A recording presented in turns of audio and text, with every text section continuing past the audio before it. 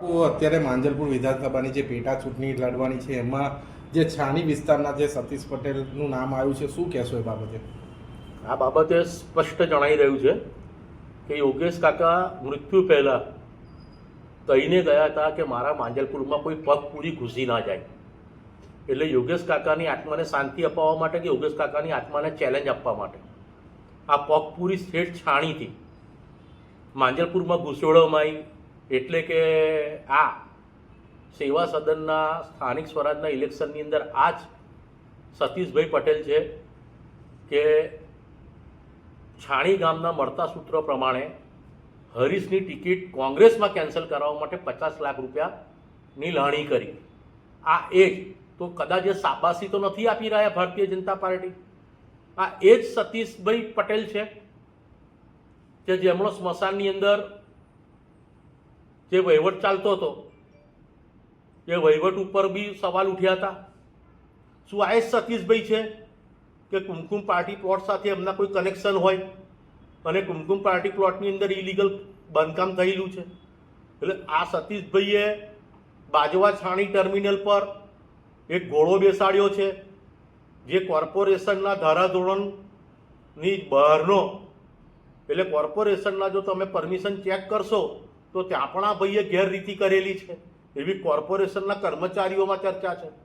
અને રહ્યો સવાલ માંજલપુર વિસ્તાર, તો એ સર્વવર્ણ સંભાવ, સર્વધર્મ સંભાવ અને સંસ્કારીજનોનો વિસ્તાર છે.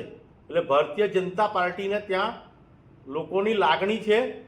અને યોગેશ કાકા કોઈ વર્ણવાદી નહોતા. કોંગ્રેસ કે ભાજપ એ સર્વ પક્ષોને વાલા હતા, કારણ કે વડોદરાના સંસ્કારીજન હતા, વડોદરા માટે સાચું બોલતા હતા અને વડોદરા માટે લડતા હતા. પણ છેલ્લે આ જ ભારતીય જનતા પાર્ટીએ યોગેશ કાકાની કોઈ વાત કાને નથી લીધી કે યોગેશ કાકાએ જેટલી કમ્પ્લેનો કરી એની પર કોઈ તપાસ કરીને એક્શન નથી લીધી. આ સતીશ પટેલ ભારતીય જનતા પાર્ટીની મજબૂરી છે કે ખુશી છે એ હું સમજી શકું છું, પણ માંજલપુરની પ્રજાના આ કોઈ એવા રોબિનહૂડ લાગી રહ્યા છે કે એમણે ગાંધીનગર કે દિલ્હીથી આદેશ આવ્યો અને માંજલપુરની પબ્લિક વડોદરા શહેરના લેબોરેટરીની પ્રયોગશાળાના ઉંદરો છે કે તમે જે પણ પ્રયોગ કરવા હોય એ તમે વડોદરામાં કરો. મને 100% વિશ્વાસ છે માંજલપુરથી પરિવર્તન ચાલુ થશે.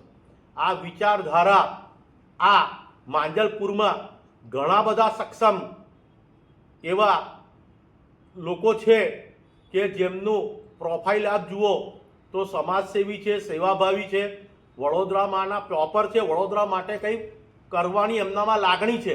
તો છાણીથી મજબૂર એવા સતીશભાઈ પટેલને માંજલપુર વિધાનસભાની પ્રજા શા માટે મત આપે, હવે એનું સ્પષ્ટીકરણ વડોદરા શહેર ભાજપના અધ્યક્ષ જયપ્રકાશ સોનીએ આપવું જોઈએ.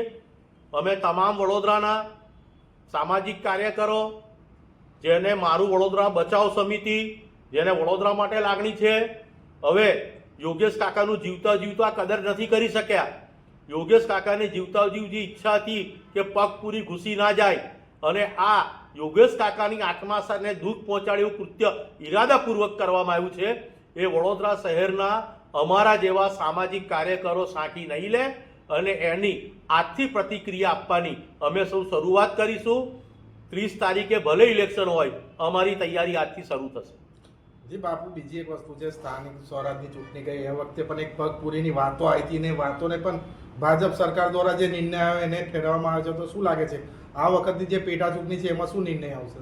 યોગેશ કાકા મૃત્યુના મહિના પહેલા આમ ઈશારો કરીને કહી ગયા છે રોક શકો તો રોક લો. એ યોગેશ કાકાનો ખૂબ મોટો સંદેશો હતો, પણ વડોદરાની પ્રજા ભાજપની લાગણીમાં એ યોગેશ કાકાના અંતિમ શબ્દ સમજી નથી શકી. પણ હવે સમજમાં આવી રહ્યા છે કે એમણે કઈ પગપૂરીની ચિંતા હતી.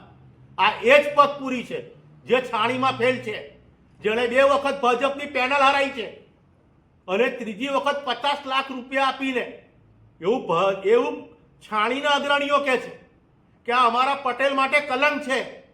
જે હરીશભાઈ તરબૂચ કાપીને તરબૂચની અંદર જે જીત્યા એ છાણી પ્રજાની લાગણી હતી, એ સતીશ માટેનો ગુસ્સો હતો અને એણે કોંગ્રેસમાંથી ટિકિટ કપાઈ અને આખી કોંગ્રેસને જે ઉખેડી ફેંકી માત્ર પુષ્પાબેન વાઘેલા જીત્યા અને આ એના ઇનામ રૂપી અમને આ માંજલપુર મોકલવામાં આવ્યા છે. પણ વડોદરાની જનતાની નમ્રતા એ એમના સંસ્કાર છે, કમજોરી નથી. હવે આજથી અમારી આ માટેની પ્રતિક્રિયા ચાલુ થશે.